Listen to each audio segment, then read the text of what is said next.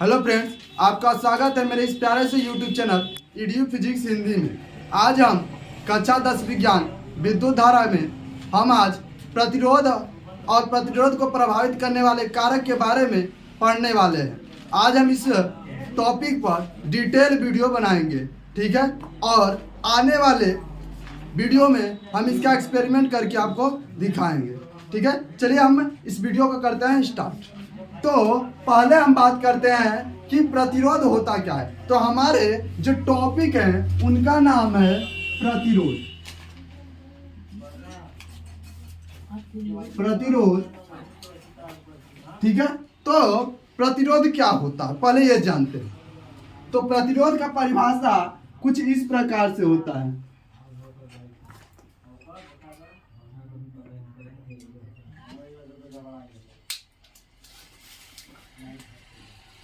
किसी पदार्थ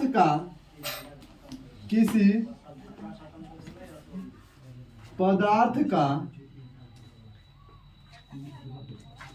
वह गुण, किसी पदार्थ का वह गुण जिसके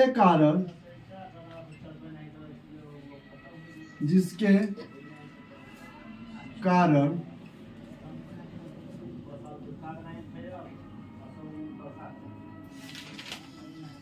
उसमें प्रवाहित धारा में अवरोध उत्पन्न हो। अवरोध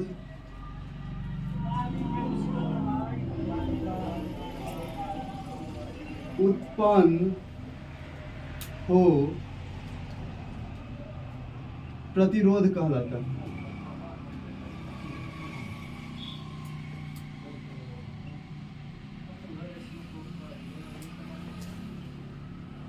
ठीक है। यानी कि अगर हम बात करें प्रतिरोध के बारे में, तो प्रतिरोध क्या होता है? जो कोई चालक है या कोई पदार्थ है जिसमें से विद्युत धारा प्रवाहित हो सकती है, तो उसमें जब विद्युत धारा प्रवाहित होती है तो मान लीजिए कि हम जो उसे विद्युत धारा दे रहे हैं वो 10 एम्पियर की दे रहे हैं, लेकिन लास्ट पॉइंट पर जा करके वह विद्युत धारा 5 एम्पियर 7 एम्पियर हो जाती है। आप कभी चेक किए होंगे, जब आप बहुत दूर से विद्युत धारा को तार के माध्यम से लाते हैं तो वहां पर जब विद्युत धारा होती है या बल्ब जलाते हैं तो बहुत ज्यादा ग्लो करता है, लेकिन लास्ट में आते आते वह कम हो जाता है। तो उसके लिए आप ट्रांसफार्मर का यूज करते हैं। तो ये क्या होता है कि जो तार होता है वहां से यहां तक आने का एक माध्यम होता है विद्युत धारा के, तो वह क्या हुआ, वह चालक हुआ, वह पदार्थ का वही गुण है, वह गुण है जिसके कारण उसमें जब विद्युत धारा जा रही है उसमें अवरोध लग जाता है, यानी वह रोकने का काम करता है विद्युत धारा को, यानी धीरे धीरे वो क्या करता है, कम कर देता है। जिस तरह से मान लीजिए आप के पास एक पानी की पाइप है, ठीक है, पानी की पाइप है और आप क्या करते हैं, उसमें से पानी को खोलते हैं और आपका पूरा पानी आ जाता है। जितना वहां से 1 इंच 2 इंच जितने पानी खोल रहे हैं वहां पानी आपका उतना 2 इंच 3 इंच आ रहा है, ठीक है। अब बीच में क्या कर दिया जाए, छोटा छोटा छिद्र कर दिया जाए, छोटा छोटा कहीं कहीं छिद्र कर दिया जाए, तो वहां से आप 2 इंच का वाटर है उसे दिए तो यहाँ पर 1.5 इंच का मिलेगा, तो आधा क्या होता है उधर ही खत्म हो गया, क्षय हो गया, ठीक ना। तो पानी को चलने में वो क्या उत्पन्न हो जा रहा है, अवरोध उत्पन्न हो जा रहा है, एक तरह से वो क्या कर रहा है, खत्म हो जा रहा है। तो उसे क्या कहेंगे हम, विद्युत प्रतिरोध कहेंगे। अगर एक लाइन में अगर हम परिभाषा लिखे तो अथवा करके लिख लीजिएगा इसका परिभाषा, अथवा विद्युत धारा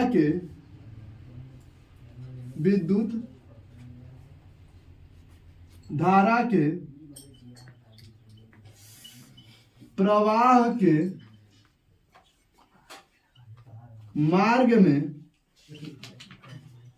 लगाए गए, विद्युत धारा के प्रवाह के मार्ग में लगाए गए अवरोध को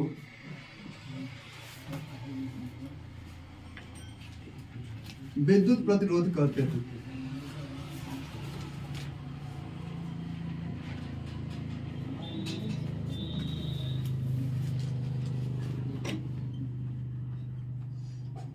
ठीक है, ये दोनों आपके परिभाषा हो गए। जब भी आप एग्जाम में लिखेंगे दोनों में से कोई एक परिभाषा लिख देंगे, दोनों सही है। इसके बाद आप क्या लिखेंगे, पैराग्राफ चेंज करके लिखेंगे।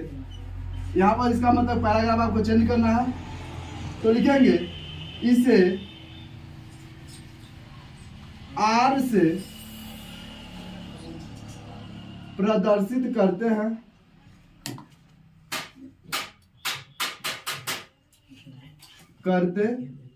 अब आर से क्यों प्रदर्शित करते हैं, क्योंकि प्रतिरोध को इंग्लिश में रेजिस्टेंस कहते हैं। ठीक है, रेजिस्टेंस आर से स्टार्ट होता है, इसलिए इसे आर से प्रदर्शित करते हैं। इसका मात्रक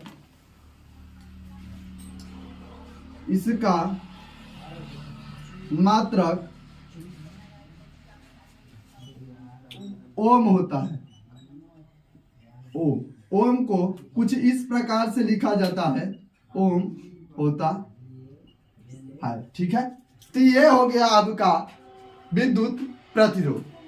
ठीक है, अब यहां पर देखिए जो विद्युत प्रतिरोध का सूत्र होता है, एक फेमस सूत्र है, आप सुने होंगे, V बराबर आई आर। ठीक है, V बराबर आई आर बहुत ही फेमस इलेक्ट्रिसिटी चैप्टर का एक फार्मूला है। इसी से आप प्रतिरोध का फार्मूला बना सकते हैं। यहां से R इक्वल क्या हो जाएगा, V बाई आई। तो सूत्र में क्या लिख लेंगे, यहां पर लिख लीजिएगा आप R equal V by I. ठीक है, तो ये हो गया एक प्रतिरोध का सूत्र। ठीक है, और देखिए जब प्रतिरोध का आप सूत्र लिखे R equal V by I, तो वहां से एक मात्रक भी बन जाता है। दूसरा मात्रक क्या बनता है, तो V क्या होता है, V होता है विद्युत विभव, जिसका मात्रक क्या होता है, वोल्ट। इसका मात्रक क्या होता है, वोल्ट, और बटे I क्या है, I है विद्युत धारा, और इसका मात्रक क्या होता है, एम्पियर। तो यहाँ पर क्या लिखेंगे, एम्पियर। अतः इसका दूसरा मात्रक क्या हो गया, वोल्ट प्रति एम्पियर। इसके दो मात्रक हम आपको बता दिए, दोनों ही इंपॉर्टेंट हैं। ठीक है, ये हो गया विद्युत प्रतिरोध। आई होप कि समझ में आ गया होगा। अब हम पढ़ते हैं विद्युत प्रतिरोध को प्रभावित करने वाले कारक। ये देखिए, ये जो टॉपिक है विद्युत प्रतिरोध को प्रभावित करने वाले कारक, ये one of the most sentence है, one of the most question है, जो आपके एग्जाम में कई बार 2 नंबर या 4 नंबर में पूछे जाते हैं। ठीक है, तो बात करते हैं प्रतिरोध को प्रभावित करने वाले कारक। तो नेक्स्ट हेडिंग है विद्युत प्रतिरोध को प्रभावित करने वाले कारक। ये आपका हेडिंग होगा, विद्युत प्रतिरोध को प्रभावित करने वाले कारक। इसके कुछ कारण हैं, हम मुख्य लिखवा दे रहे हैं क्योंकि आपके पास टाइम बहुत कम है। ठीक है, तो पहला है लंबाई। पहला क्या है, लंबाई।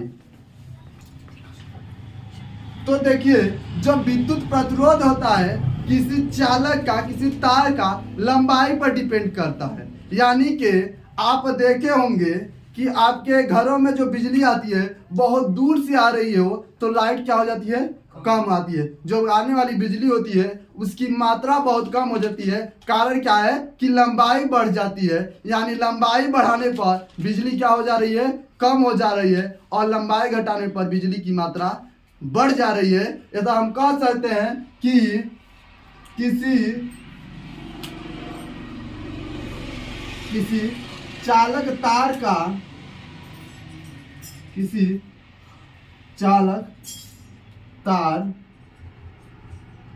का प्रतिरोध,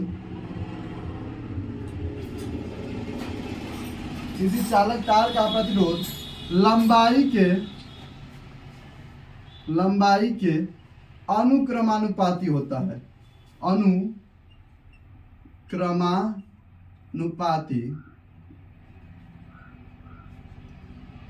होता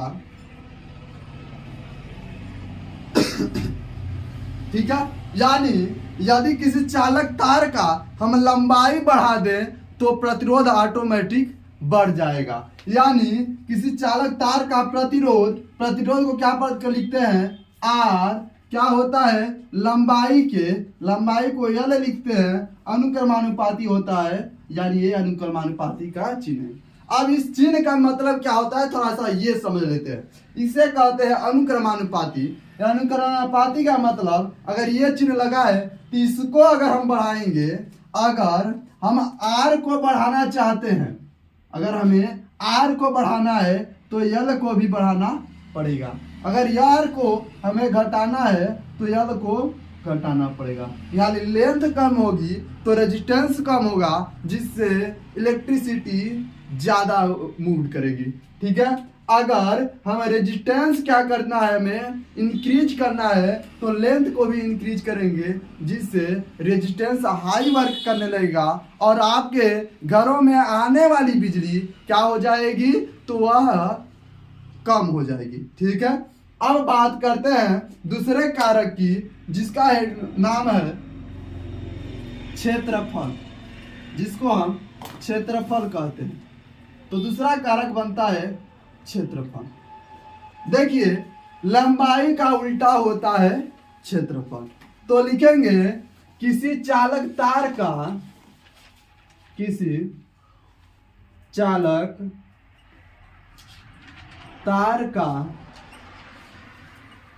प्रतिरोध, किसी चालक तार का प्रतिरोध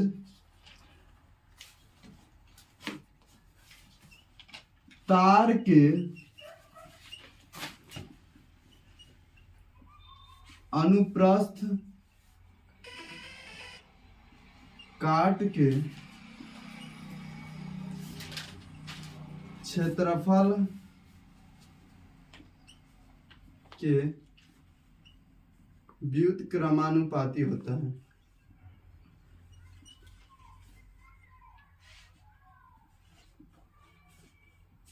ठीक है, यानी कि इसका मतलब क्या हुआ, जो आर होता है, जो रेजिस्टेंस आर होता है, अनुप्रस्थ काट का क्षेत्रफल यानी ए, क्षेत्रफल को क्या प्रदर्शित करते हैं, ए, लेकिन कह रहा है व्युत्क्रमानुपाती होता है, तो चिन्ह तो वही लगाएंगे अनुक्रमानुपाती का, लेकिन जब व्युत्क्रमानुपाती का बात किया जाए तो 1/, लिखते हैं। ठीक है, यानी इसके कहने का मतलब ये है कि जब किसी चालक तार का, हमारा जो तार है उसकी अनुप्रस्थ काट का क्षेत्रफल, आपको बता दें अनुप्रस्थ काट का क्षेत्रफल क्या होता है। बहुत लोगों की समस्या होती है, सब क्षेत्रफल तो जानते हैं लेकिन यह अनुप्रस्थ काट क्या होता है और अनुप्रस्थ काट का क्षेत्रफल क्या होता है। तो जो आपके घर में तार आती है वह हो सकता है कापर की हो, एल्युमिनियम की, जो भी चीज की तार हो, लेकिन वह कुछ उसकी लंबाई होगी, हाँ सर लंबाई तो होगी, मोटाई भी होगी, हाँ मोटाई होगी। तो मान लीजिए हमारे हाथ में जो मार्कर है यह एक तरह का कंडक्टर है, यानी कि तार है। ठीक है, तो ये जो तार है इसकी देखिए जो मोटाई है, ये देखिए जो हिस्सा दिख रहा है आपको गोला, ये जो होगा, ये जो मोटाई होगी, इसकी गोलाई जो होगी, यही इसका क्या कहेगा, अनुप्रस्थ काट, और इसी का एरिया जो होगा अनुप्रस्थ काट का क्षेत्रफल कहलाएगा। आई बात समझ में। तो जो तार की मोटाई, सीधे सीधे इसके कहने का मतलब मोटाई से लिया गया है। जो किसी चालक तार की अगर हम मोटाई को बढ़ाते हैं तो प्रतिरोध क्या करेगा, बढ़ेगा। सॉरी, जब तार के क्षेत्रफल को, अनुप्रस्थ काट के क्षेत्रफल को हम बढ़ाएंगे तो प्रतिरोध क्या करेगा, घटेगा, और जब इसकी मोटाई को घटाएंगे तो प्रतिरोध क्या होगा, बढ़ेगा। यानी उल्टा, अगर इसे हम डिक्रीज करते हैं, एरिया को डिक्रीज करते हैं तो लेंथ क्या करेगा, रेजिस्टेंस क्या करेगा, इंक्रीज करेगा। जबकि इस लंबाई वाले केस में क्या था, अगर एल को डिक्रीज कर रहे थे तो रेजिस्टेंस भी डिक्रीज हो रहा था, यानी कम हो रहा था। जब लंबाई को इंक्रीज कर रहे थे तो रेजिस्टेंस भी इंक्रीज हो रहा था। लेकिन उसके अपोजिट क्षेत्रफल में क्या होता है कि जब हम एरिया को डिक्रीज करेंगे तो रेजिस्टेंस इंक्रीज होगा, और जब रेजिस्टेंस को डिक्रीज करेंगे तो एरिया क्या करना पड़ेगा, इंक्रीज करना पड़ेगा। आई बात समझ में। अब बात करते हैं हम टेम्परेचर की। तीसरा कारक है ताप।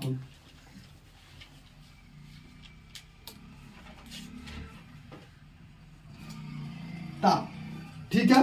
तो ताप क्या होता है, देखिए ताप तो जानते हैं आप लोग, सभी लोग, इंग्लिश में इसको टेम्परेचर कहते हैं। जो ताप होता है इसका प्रतिरोध पे क्या प्रभाव पड़ता है, तो लिखेंगे कि किसी चालक तार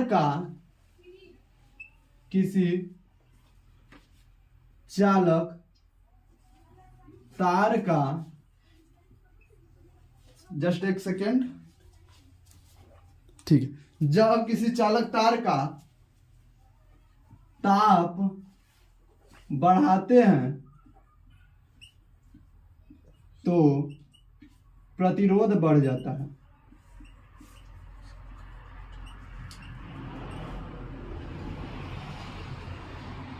ठीक है, बस यही 3 कारक आप लिख लीजिए, आपके लिए ये सफिशिएंट है बोर्ड एग्जाम के पर्पज से। ठीक है, यानी इसका मतलब क्या हुआ कि किसी चालक का जो तार यूज हुआ है, जो तार हम लिए हैं, अगर उसे गर्म कर दे तो उसमें विद्युत धारा प्रवाह होना कम हो जाएगा। यानी आप कभी कभी देखे होंगे कि आपके घर में जो कूलर पंखे लगे होते हैं, गर्म हो जाते हैं तो स्लो चलने लगते हैं या बंद हो जाते हैं। हमारे पास एक फैन था, उसमें क्या हुआ है कि समस्या आ गई, जिससे उसमें फ्रिक्शन की वजह से वो फैन बहुत ज़्यादा हीट होने लगा। अब जब हीट होता था तो वह ऑटोमेटिक बंद हो जाता था चलना, और कुछ समय बाद जब वह ठंडा होता था, कोल्ड होता था, तो वह फिर रीस्टार्ट हो जाता था कुछ समय के लिए, फिर हीट होने के बाद वह बंद हो जाता था। तो उसका कारण क्या था कि जब वह फैन हीट होता था तो उसमें जो कॉइल लगा होता है, जो कॉपर की कॉइल लगी होती है, वो बहुत ज़्यादा हीट हो जाती थी, जिसके कारण उसका रेजिस्टेंस बहुत ज़्यादा हो जाता था और इलेक्ट्रिसिटी उसमें से क्रॉस नहीं कर पाती थी, और जिसके वजह से मैग्नेटिक फील्ड नहीं बन पाता था और फैन क्या करना बंद कर देता था, तो मूव करना बंद कर देता था। लेकिन कुछ टाइम बाद क्या होता था, जब उसका रोटेशनल मोशन स्टॉप हो जाता था तो क्या होता था कि फ्रिक्शन बंद हो जाता था, जिससे फिर कॉइल ठंडा हो जाता था और इलेक्ट्रिसिटी मूव करने लगती थी, अब फैन रीस्टार्ट हो जाता था। आई होप कि वीडियो अच्छा लगा है। अगर अच्छा लगा हो तो चैनल को लाइक सब्सक्राइब जरूर करिएगा। ठीक है।